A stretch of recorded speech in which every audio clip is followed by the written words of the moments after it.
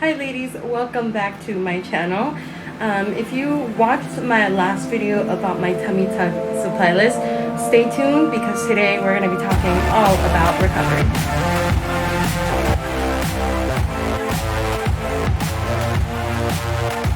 So before I get started, I would really like to point out that I am not a professional, I'm not a doctor, I'm not an advocate for plastic surgery in any way.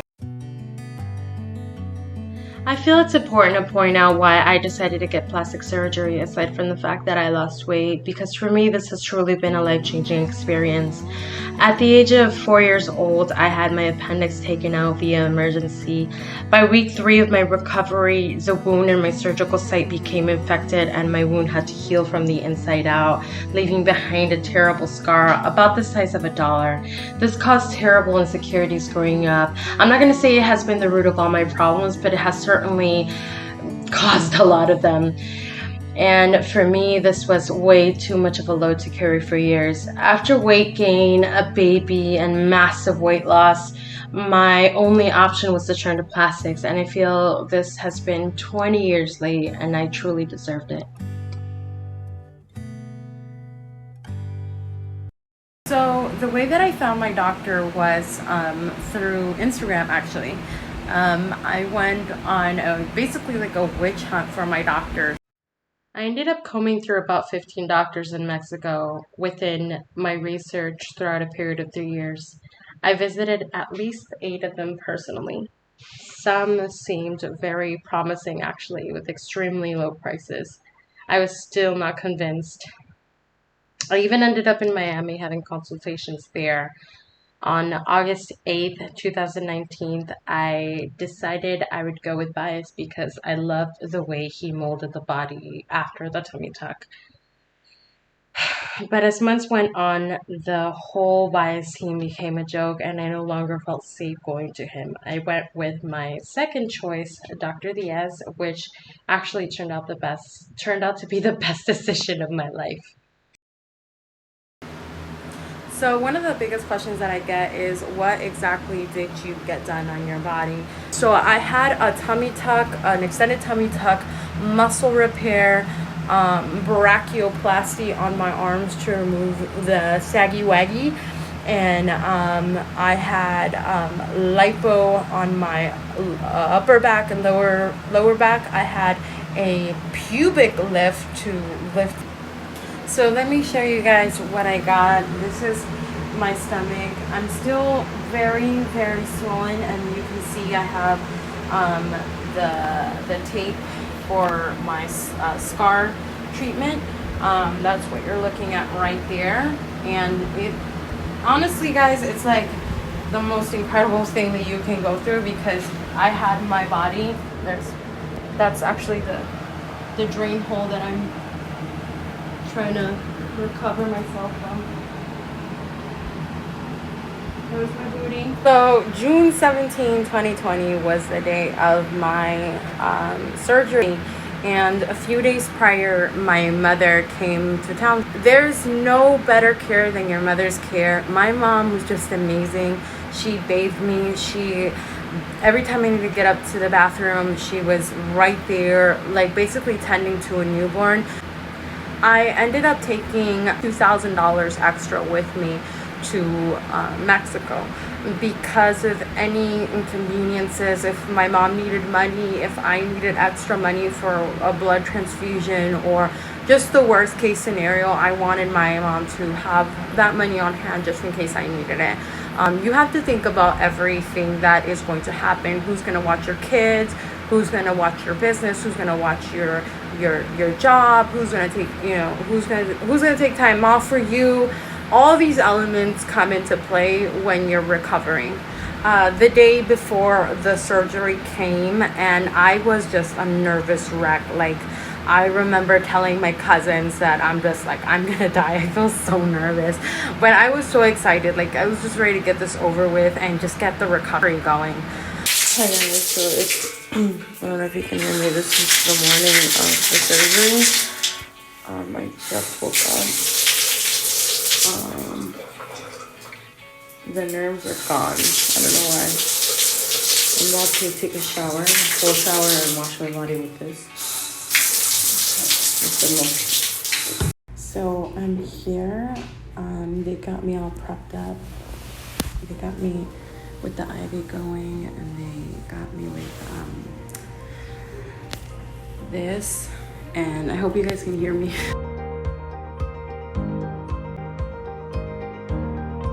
They scheduled me for be at the clinic at 6 in the morning and finish some last minute testing. I had a meeting with the cardiologist and the anesthesiologist, both amazing, by the way. The whole team from Embellezate Plastic Surgery was just amazing. They made me feel so comfortable. A nurse came in, the nurse that actually took care of me for that night came in, and she walked me into the OR, this very cold room. There was music playing, and the anesthesiologist was right there, right next to my head the whole time, which is amazing. And he was really, really nice.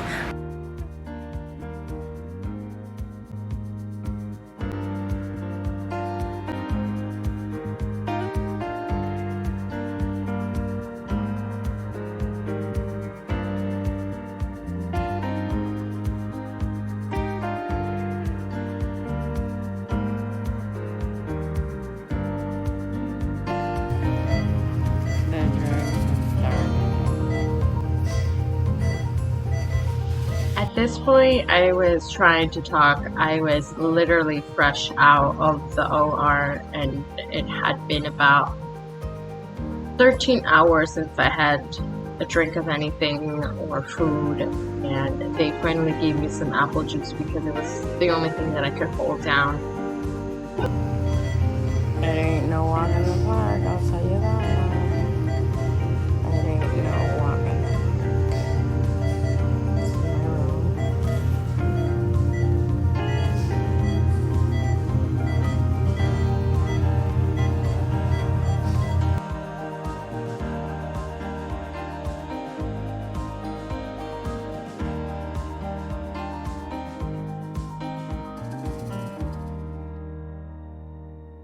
In the hospital, I didn't stay with any relatives. I didn't stay with my mom. I didn't stay with my tia or anyone because, you know, COVID was happening. So I stayed by myself along with another woman who had work done as well. I honestly didn't feel any pain whatsoever when I woke up from surgery at all. I remember just like looking down and feeling my stomach, and it was just the wildest feeling ever. You don't necessarily feel your stomach. It takes forever for you to start feeling anything. Discharged from the hospital probably like around 12, like around noon, and that's when I kind of started feeling some pain. But luckily I had my prescription already, and I had a pass to cross the border, a medical pass to cross the border really quick. So I got my medicine right away because I was probably like 2 hours after I had left the doctor had left the hospital. I was in a wild amount of pain. Like I felt everything. Like I felt like my body was sawed in half. Like it was so. Finally crossed the border and I got home. The biggest challenge for me when I got home was going up the stairs because I live on the second floor. The first time I took a shower was 2 days later after my surgery, and the first shower that I took, my mom helped me, of course, but I fainted. Oh man, it was awful. Like the feeling, I've actually never collapsed like that in my life before. I've never experienced something like that, even with labor. It was horrible. Finally took a shower and I laid down after that, but it was really hard. So make sure you do have, like I said in my first video, a shower chair and a shower, a shower head that you can wash yourself, because you're definitely gonna need it. Hi, so it's day 3. My surgery was June 17th, 2020. I'm in a lot of pain. Like, everything is swollen. I'm in, excuse my Oh God, I can't do it. Oh my goodness, I'm in a lot of pain. As you can see, I really love my results already. I'm just trying to, the pain management, that's all. And like the stiffness, and then like I almost fainted in the shower. I'm probably not gonna remember this because I'm taking a lot of medication right now, and I've been out of it. Like I'll remember some stuff that happened and then I don't. But oh my God, it's not a joke, guys. Anybody that wants to do this, you better know what you're up to. The first few days, I was not hungry at all. I would eat crackers. I would drink Gatorades and a lot of protein shakes because my hunger was just completely annihilated. Hi, ladies. So today is day 5 of my surgery, tummy tuck and brachioplasty on my arms. And today my white tape that goes on my incision right here came off. It started peeling off, and the doctor told me I can start taking it off on day 4, but I waited one more day because I've been having really rough couple of days. So far so good.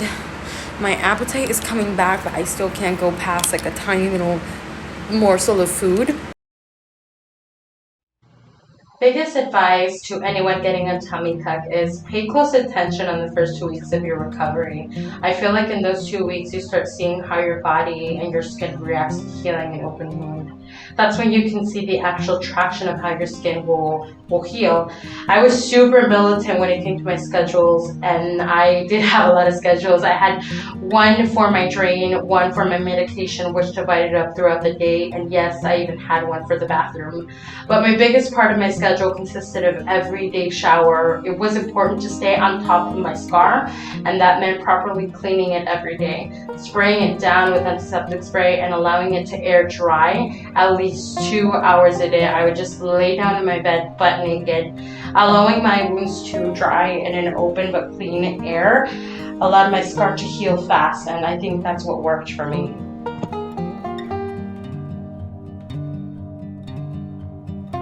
I was still on pain medication for about 2 weeks, and then on the 3rd week is when I started just taking it less and less and less and less until, I just finally stopped taking it. One of the scariest parts of the tummy tuck recovery was the drain. Just having this piece of plastic sticking out of the side of my body, draining out liquid and blood, was horrible. It just meant another wound to take care of, which it was.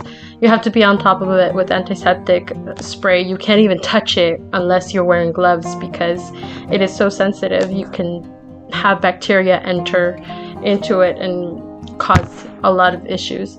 Just make sure that every time you're draining it, you're wearing gloves and you're properly sanitizing every bit of it.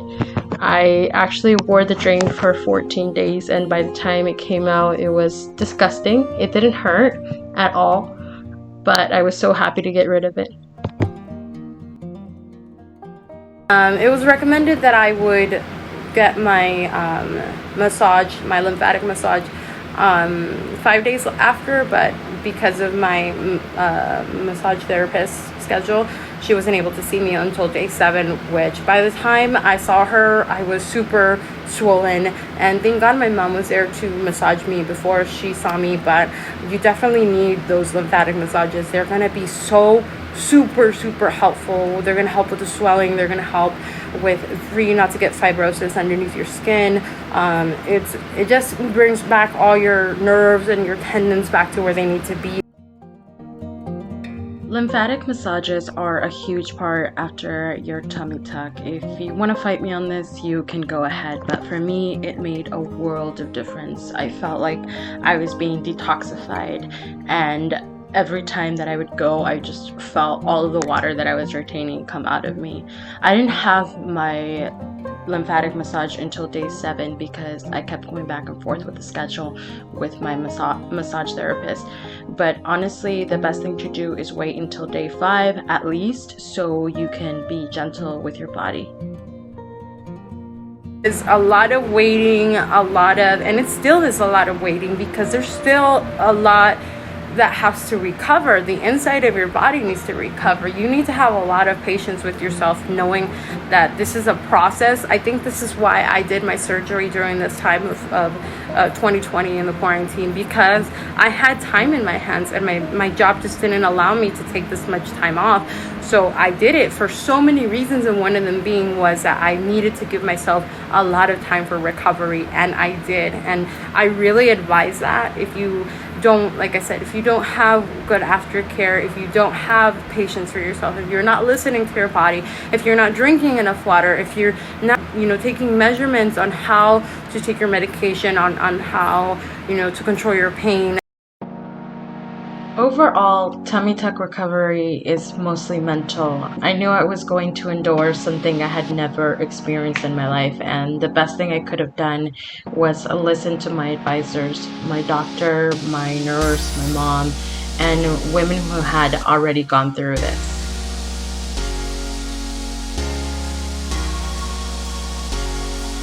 I asked my small Instagram audience what questions they had about my surgery, and although I answered most of the questions in this video, here are some that I haven't answered. This can be a controversial question because every doctor is going to charge you very differently. In total, I spent $12,000. This is with my deposit, with all of the extra things that I need to buy, medication. So it really varies from person to person. Since my surgery had been planned for way over a year, I had originally planned for me to take 1 month off of work. I highly recommend that no matter what, at least a month for a tummy tuck recovery.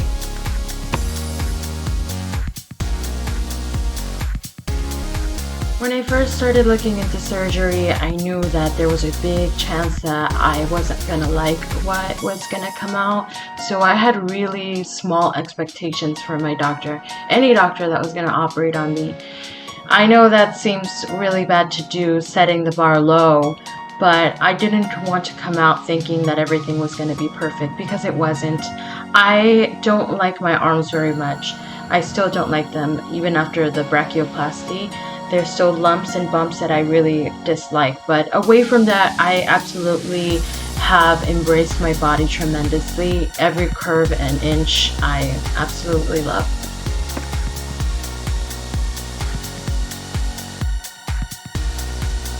All I remember was waking up from surgery and I already had my stage 1 surgical faja on. The day after the surgery, I changed gauzes and got cleaned up, but away from that, I didn't start wearing my stage 2 faja until week 4.